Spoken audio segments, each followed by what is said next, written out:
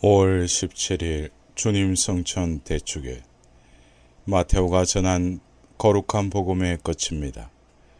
그때 11 제자는 갈릴레아로 떠나 예수님께서 분부하신 산으로 갔다. 그들은 예수님을 뵙고 엎드려 경배하였다. 그러나 들으는 의심하였다. 예수님께서는 그들에게 다가가 이르셨다. 나는 하늘과 땅의 모든 권한을 받았다. 그러므로 너희는 가서 모든 민족들을 제자로 삼아 아버지와 아들과 성령의 이름으로 세례를 주고 내가 너희에게 명령한 모든 것을 가르쳐 지키게 하여라. 보라, 내가 세상 끝날까지 언제나 너희와 함께 있겠다. 사랑하는 형제자매 여러분, 오늘은 예수님께서 하늘에 오르심을 기념하는 주님 성천 대축일입니다. 예수님께서 올라가신 하늘은 어떤 곳일까요? 예수님께서 하늘에 오르셨다는 것은 물론 지구를 떠나 우주 속에 어떤 별에 오르셨다는 말은 아닙니다. 성천은 물리적 개념이 아닌 신앙의 언어로서 예수님께서 오르신 하늘은 우주의 공간이 아니라 하느님께서 계신 자리를 뜻하기 때문입니다. 하늘의 신앙적 의미는 주님 성천이 우리 신앙에 어떤 뜻을 지니는지 알려줍니다. 성경에서는 하늘이 인간이 접근할 수 없는 높이를 가졌기에 신적인 초월과 무한함과 높음의 상징적 장소입니다. 또한 신비로운 우주의 질서를 담고 있으며 완벽한 조화로움의 상징이기도 합니다. 천문학적 의미가 아니라 종교적인 의미를 지닌 하늘은 하느님의 처소를 상징하였습니다. 그런데 하느님께서 처소인 하늘에 가만히 머무르시지 않고 땅으로 내려오시어 사람이 되신 분이 예수님이십니다. 그분께서는 당신의 고향인 하늘에 관해 살아생전에 자주 말씀하셨습니다. 하늘나라가 가까이 왔다라고 선포하시며 하늘에 계신 우리 아버지라는 말씀으로 하늘은 당신의 아버지가 계신 곳을 일러주시고 재물을 하늘에 쌓으라고 이르셨습니다. 또한 하늘나라에 관한 비밀을 간직하신 분으로 제자들에게 그 신비를 자주 일러주셨습니다. 그렇게 하늘로부터 오신 분이 다시 하늘로 오르신 사건이 성천입니다.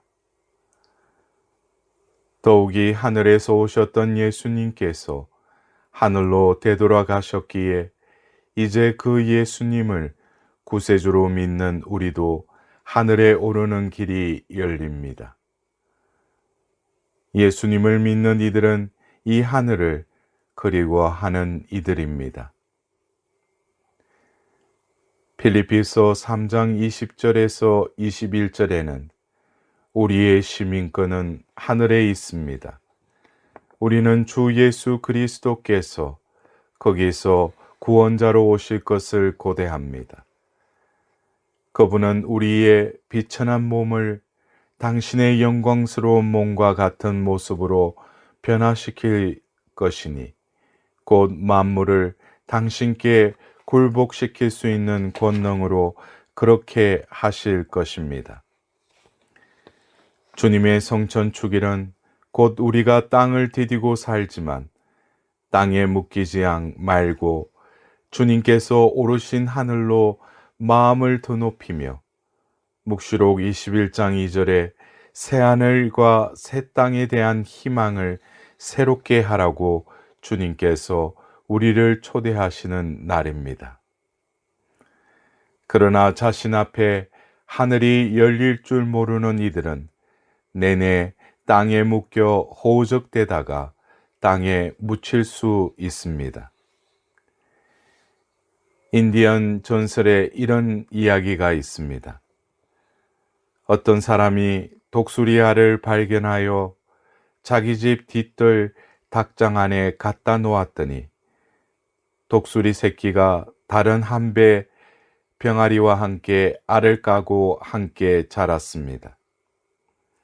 일생 내내 이 독수리는 닭이 하는 짓을 하며 스스로 닭이라고만 여겼습니다. 땅바닥을 긁어 벌레를 잡아먹고 꼬꼬대 꼬끼요 소리를 내며 날개를 푸드덕거리며 공중으로 조금만 날곤 했습니다. 세월이 가고 독수리는 매우 늙었습니다. 어느 날 무심코 쳐다보니 멀리 구름 한 점 없는 하늘에 큼직한 새가 떠돌고 있었습니다. 튼튼한 금빈 날개를 좀처럼 퍼덕이는 일조차 없이 세찬 바람결 속에서 우아하고도 위풍당당하게 늙은 독수리는 경외심에 차서 쳐다보며 이웃 닭에게 물었습니다. 저분이 누구지? 저분은 새들의 왕이신 독수리님이야. 이웃 닭이 말했습니다. 하지만 딴 생각이랑 하지 말라고. 너나 나나 그분과는 달라.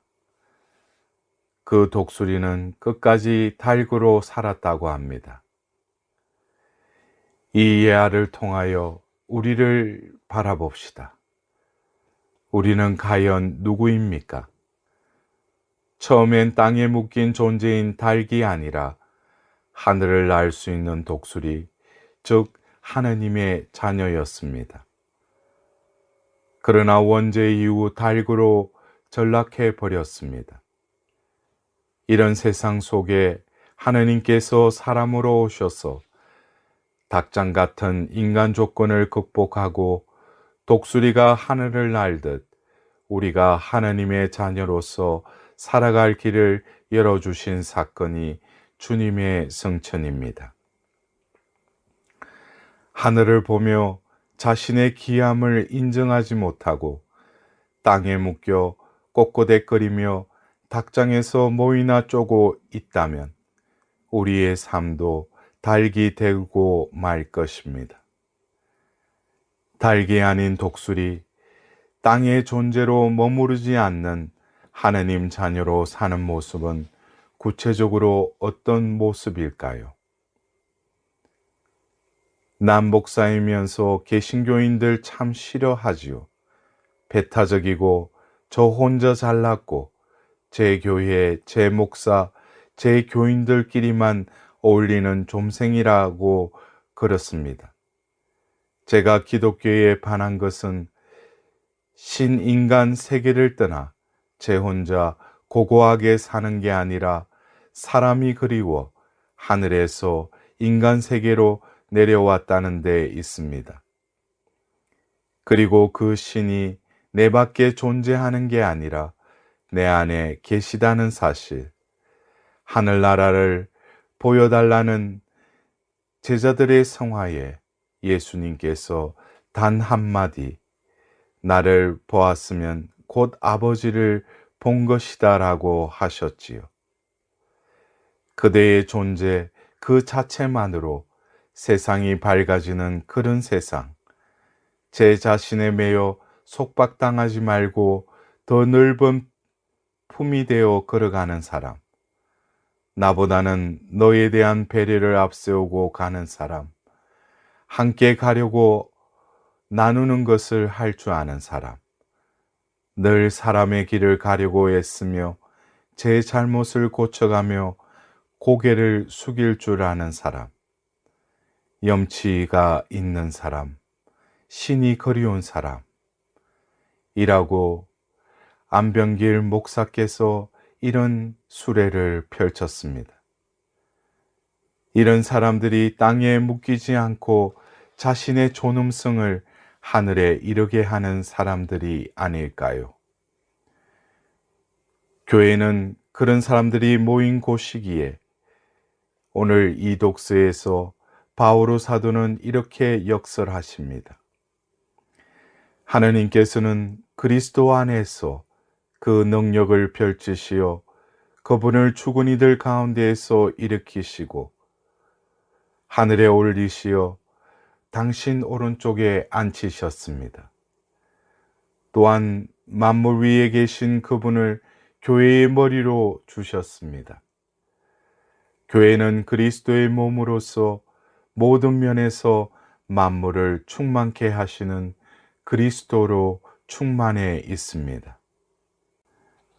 사랑하는 형제자매 여러분, 주님께서 오늘 성천하신 사건은 머리이신 주님께 우리가 지체로서 붙어 있을 때 머리의 성천에 따라 지체인 우리 역시 하늘로 오르는 길이 열린 사건입니다.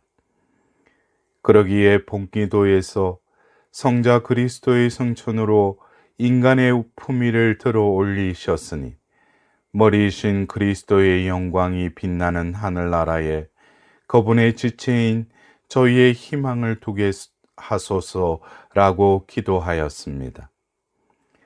참혹한 일들이 이어지는 험한 세상에서 아무것도 할 수 없는 듯 보이는 보잘것없는 나라는 존재가 하늘로 오르는 가능성이 주어지고 나의 존엄성이 하늘에 이르도록 기하게 된 참으로 기쁘고 감사한 사건 안에 마음 깊이 하느님을 찬미합니다.